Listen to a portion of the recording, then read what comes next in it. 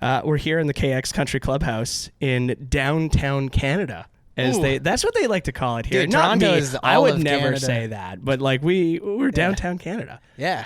It's the bright lights. It's wonderful. You're an island guy. You're I'm from an island guy. I'm Vancouver from Island. the other downtown Canada. Wait, the uptown, side town, side upper town, upper side town big Canada. dog town. No, this is. I feel like when anyone thinks Canada, they're like, oh, you're from Vancouver. Like, how far is that from Toronto? And I'm like, that's long. You know, it's kind of funny, and maybe I shouldn't say this because we're in Toronto, but anytime anyone's like, oh, what should I go see? I'm always like, you got to go out west. You got to go to Vancouver. You got to go see BC. That's what I'm you don't want to go tell- to Toronto. Dude, I'm proud. I'm proud to be Canadian. You should I love be. all of Canada. It's wonderful, dude. And I'm grateful. But let me tell you, dude, British Columbia is the best province in Canada. This is a hot topic. I'm gonna get beat up by a bunch of. I gotta agree with part of dude, that. Like, 100%. You ever been to like an Okanagan lake? You know what I mean? I haven't been to a lot of Okanagan lakes. You gotta take me. I'm It's gonna come out. You gotta show me. exceptional. Anytime. You gotta show me. Anytime. I'm on Vancouver Island, bro. I'm 15-minute drive away from like the most beautiful waterfall and lake. I got a little pond on my property, dude. It is it's the best place. I need you an hour, and you're at the ocean. All right, looking well, at we're coming out. We're all seals going. We're gonna shack shit. up with Cam when we go out. 100%. Yeah, what you we're boys doing. are invited anytime, dude. So we got the bright lights here. You got a lot of bright lights on your tour because you're making your way this North American tour. Like, did the island kid in you ever envision like this whole big, like, you're selling out shows, dude? It's crazy. You know what's crazy about it is when I did the Quitter tour, it was all through the States, and it was like 200 to 400 cap rooms, and sometimes we wouldn't sell them out, and sometimes we'd be like do pretty poorly trying to sell them out, and then I come back to Canada, and then the Opera House in Toronto sold out way in advance, 1,000 tickets. I've never played a show that big in my life. Like my own headline show.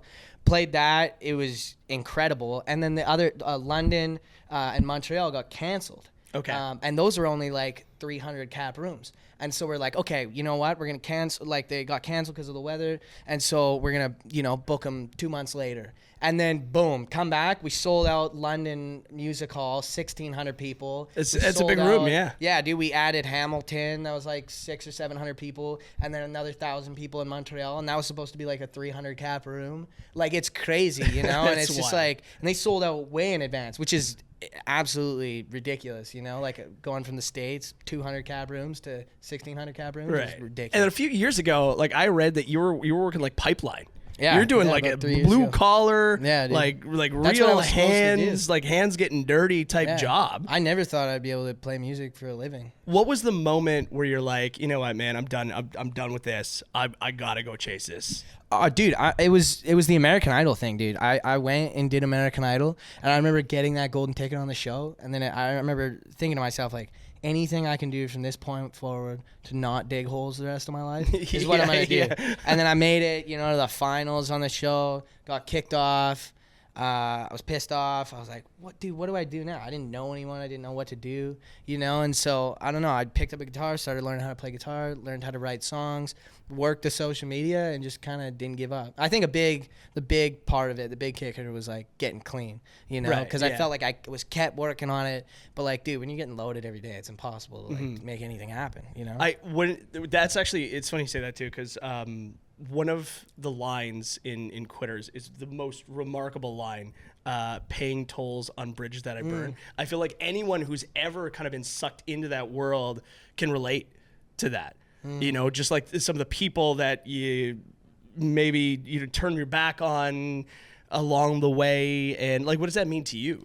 Well, I mean, yeah, it's the same thing, dude. I mean, I feel like as an addict, I've ruined lots of relationships back in the day. You know what I mean? Like, just people that I love and whatever else, for my own selfish addictions. Like, it's kind of tricky, like, because I mean, you can only get loaded so many times, make a fool of yourself, and then apologize to everyone around you, and they'll hope they, forgive you, right? You can only do that so many times. So I mean, even now, I'm still just trying to make amends and do the right thing, right? But I mean, it's a thing, dude, and it's a really hard thing. I mean, I got this brother. He went to treatment. He did all the steps except one of the steps. And that's like, I think it's step 9, where it's like you have to like reach out to everyone that you've wronged and do That's it. And he's like, that's a tough step, he man. won't do it. He That's a won't tough do step. it. He will not do it. I'm like, come Yeah. on, bro. You'd feel like really You're gonna good feel if good you did about it, that. yeah. He said, nah, won't do it. Won't do it. That's a tough step. But I man. mean, can't you know, imagine. it's hard. It's hard, Yeah. but it's a really important thing to do. So we know what you have quit. What is something that you're never gonna quit? And you can't say music because that's cheap. But dude. something that you're like, you know what? I'm just gonna keep doing this. Probably nicotine. Yeah. Okay. I don't know, dude. I'm a sucker for it. I can't It's tough to help drop myself, all the dude. vices. There's literally nothing better than waking up in the morning and like, you know, popping a Zin in, you know, having a coffee, taking a huge shit. right, like, yeah. dude, there's literally nothing better than that. Like, Yeah. honestly, it's better than good, you know? Gambling. Okay. No, I'm just kidding. Yeah. No, I gamble You gotta sometimes. keep some of those No, vices. I All right, gamble yeah. sometimes, but I'm good at it, Right. dude. I'm good at it. I have a whole strategy thing, dude. I only do the slots. Here's what you got to do. I'll actually walk you through how to gamble. Yeah. Okay, dude. Quit money. Okay, dude. This is how to make money. Okay. All right. And just for like to judge, dude, I was just gambling before I flew out here. I had Okay. a night right across from a casino. I got a hotel right across from the casino. Walking into the casino, I won $2,000 that night off a slot machine. I had $100, won $2,000. Dude, so I walk in, and the trick is you gotta find the highest number on the top of one of those slot machines, and you gotta sit beside someone who's obviously losing. It has to be a guy. He has to be there. He has to look sad, and he has to look miserable. And you sit beside him, and you go, "Hey, man, winning anything?" He goes, "Nope, not tonight." And then you max bet like anything out of that. Usually it's like a $30 spin. Boom, hit the bonus, game over. Game over. I won $1,300 off a $30 You ever spin. need to make money fast? I did it twice that night.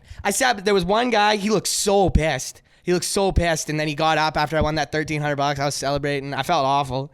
I didn't give him any money. I should have. I thought about it after. I was like, I should have given him $100 or something. You know? And Okay. And but he would have gambled it, idiot. But no, like, you know, I did it again to some other guy. You know? This interview brought to you by FanDuel.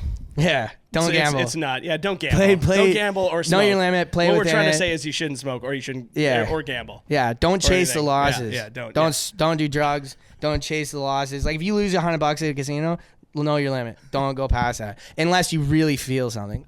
What would you say has been the coolest? Is American Idol's obviously up there? What's the coolest moment of this ride you've been on so far? Dude, I think everything like really, really cool for me came after the American Idol stuff. Like that all American Idol really did for me was show me that there was like more to my life, you know? Which was I'll always thank them for that. But everything, you know, after the fact has been like the most incredible journey, you know, meeting exceptional producers and writers and like learning a lot about myself and like, you know, even through the recovery process, like again, like taking accountability and this, that, whatever else, you know, and meeting fans and stuff. Like when people show up to my shows and like, hey man, I got 2 years sober, I got 5 years clean, or you know, I got 2 months clean. It's like that is the best thing I can hear ever, you know. And I'm just like incredibly grateful for those people.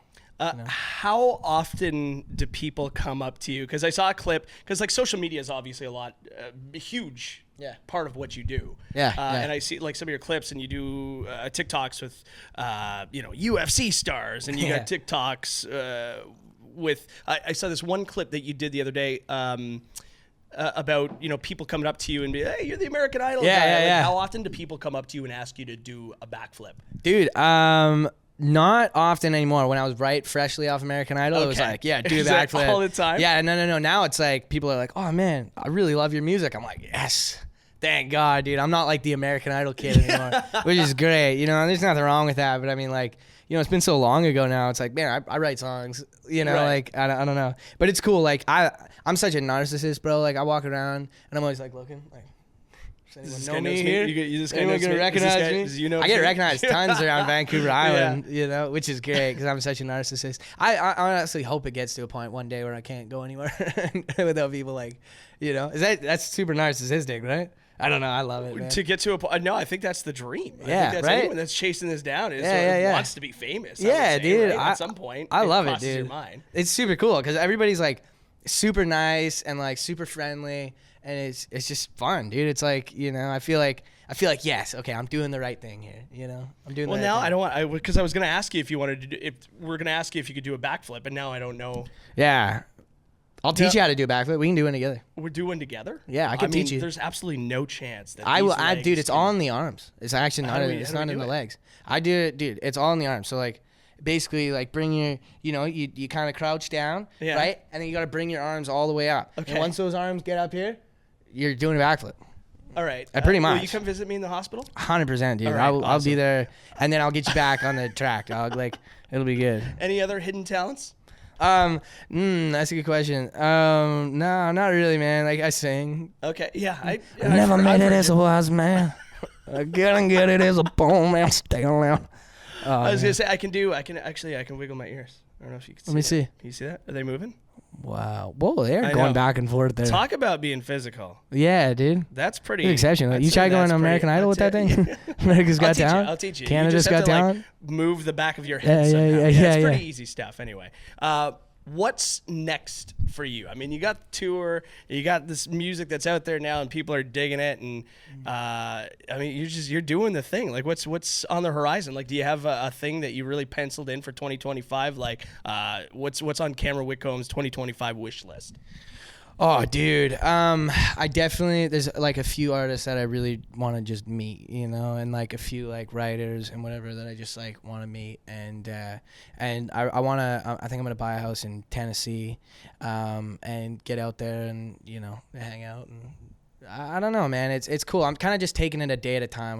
When I set up like I have goals and I have, whatever else, but I feel like the main thing that keeps like me driven is just taking it a day at a time, just knowing full well that like I put in 100% today and tomorrow's a new day, and just like keep that going. That's all I've been doing this whole thing, is just like, okay, keep my days full, work my ass off, and just try to make something happen. And like, good things, hard work brings good luck. My dad told me that, and I kind of just live by that. Just work hard and good things will happen. Words to live by, right here, Yeah. Cameron Whitcomb here in the KX Country Clubhouse. Thanks so much for doing this. Thank you, brother.